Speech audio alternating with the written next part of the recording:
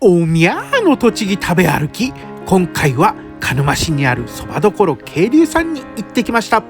ニラそばや天ぷらが美味しいと評判のお店で、メニューにはなく忙しくなければ対応できる焼肉セットのおそばはコシがあり、出汁がしっかり効いた濃いめのつゆ、トッピングしたシャキシャキの風味のいいニラ、